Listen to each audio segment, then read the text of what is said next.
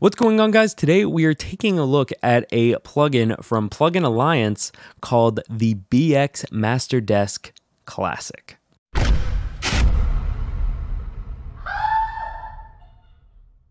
So quick preface before we get into the video, the BX Master Desk from Plugin Alliance is pretty much built as a mastering plugin. It is a compressor that is focused specifically on anything on the mastering side, whether it be a bus, master output, whatever. So that's all we're going to be looking at it for today. I can't see why you wouldn't use it on any regular channels, but that might just be the mixing engineer and me being a little too curious. I never got super into mastering, so that's not quite my forte, but I do like a quick, easy compression for any quick mastering that I need to do, whether it be for my own tracks that I'm doing online or for a quick mastering for any clients I have that are wanting to have just a quick track to put out. Also, today is the very last day. I don't know if anyone saw on Instagram, Plugin Alliance is giving away the BX Master Desk for free when you use the code. I'll put the code down below, but remember, today is the very last day that you can get that. So maybe before this video is even done, go get the plugin, then come back and finish the video. But now we're gonna go right into the plugin itself. So I have two plugins open here. I have the HComp and the BX Master Desk Classic. So the HComp was basically my go-to quick mastering compressor. Maybe one day I'll be able to do a video of that and we can take a look at like how the two compare against each other. But for now, we're just focusing on the Master Desk itself. So I'm just gonna get that out of here. So the initial look at it, it looks like a really professional looking plugin. I love the design to it. One of my favorite things is when I can actually make a plugin big enough for anyone to see. I like to make it bigger because I want everyone to be able to see the details on their screens like I can with it right here in front of me. And in the top left corner, you can actually resize down to 50% or up to 150%.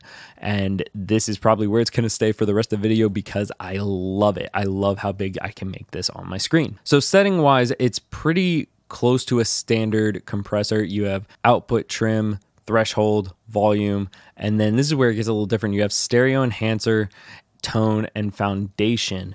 The tone is what's interesting because you have tone choices of A, B, C, or D, and then I believe this controls just like how much of that comes in there. So I'm going to turn it on and flip through the different tones. I'm going to start at A, work my way through, and I'll probably do that 1 or 2 times.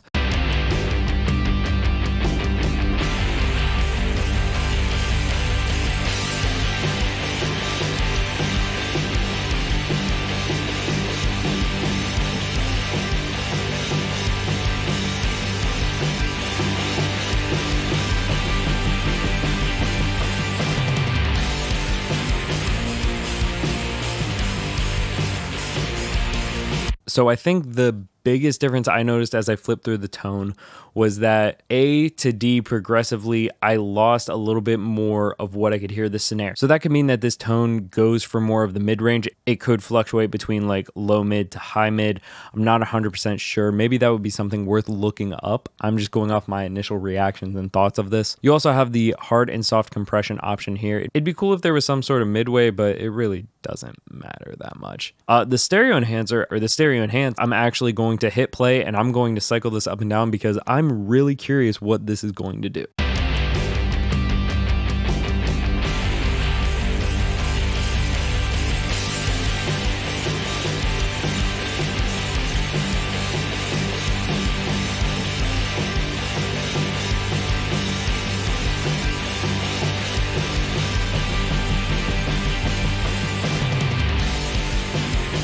Okay, that's a really cool effect, but terrible for this track. So essentially, if you have it all the way to the left and negative 100%, you are getting a very tight, centered mix right in the middle. The more right you go, it focuses on expanding and upping the left and right pans, like the hard pans all the way out. Like I said, for this track, that is bad. It went wild. Like it just didn't match. 0% kind of sounded good, but I actually really liked the minus 100% that it was initially. That just made it feel tight. The reverbs and delays were still in there, giving it a good spread, like giving it a good like open feeling, open enough. but this song isn't supposed to have that much of an open feeling, so it works for this song. Another cool effect on here is that you have A, B, C, and D pages, so you can try out different settings and save them on a different page and then compare them all as you're listening later. So you may find one way that you really like to do it, and then you decide, you know what, I want to start from scratch, see what else I can do, go to page B, do another set, and then compare them after the fact. I don't believe there's like a routing system where it like goes from A to B to C to D. So like anything you do on A only affects A, and then you open up B, anything you do on B affects the signal chain from A to B. I don't think it works like that where it's like multiple levels. I do like that there's a copy and paste here too. So like I could copy A and I want to save it on D, and that way I can just come back to A, work on A, then go to D, compare to what I had earlier.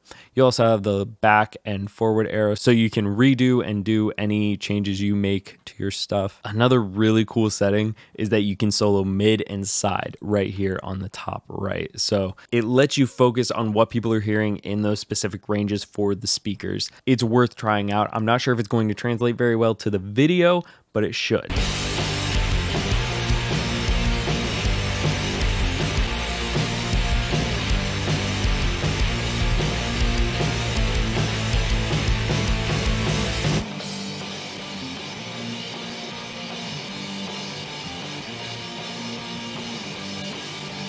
That is a very, very handy effect for even just the mixing process. If you put this BX Master Desk on your master bus, literally have it doing nothing, having all of the settings at 0, it's not affecting anything, but just having that mid and side solo options would be able to help you with your mix so much, help tighten everything together. And lastly, their presets. I love scrolling through these presets. I was able to go around and mess with a couple different ones. They all sound really good. For this song, the one I found that I actually really liked, as stereotypical as it sounded, was the Metal Monster. The Metal Monster sounded really good for this.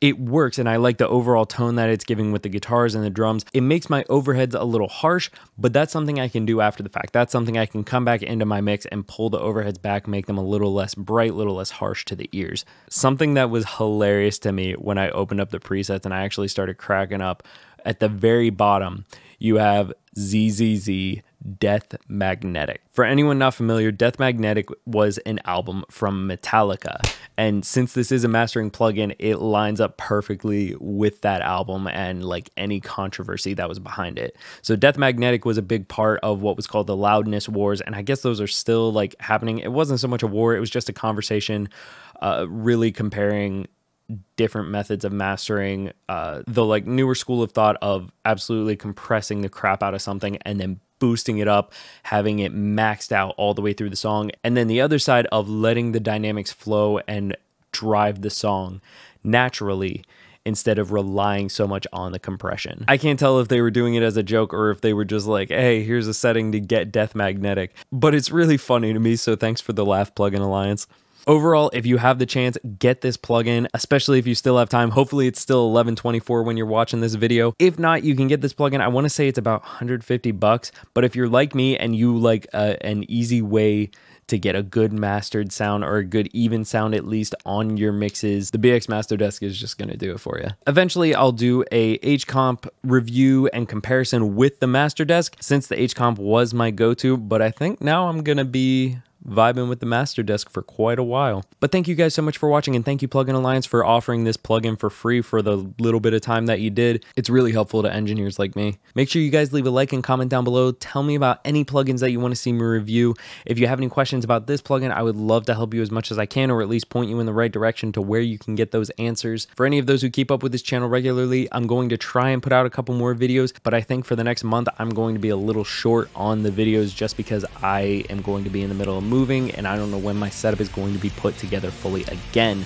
But stick around because I'm going to be coming back for sure in January, if not sooner. Thank you again for enjoying this Tuesday review day, and until next time.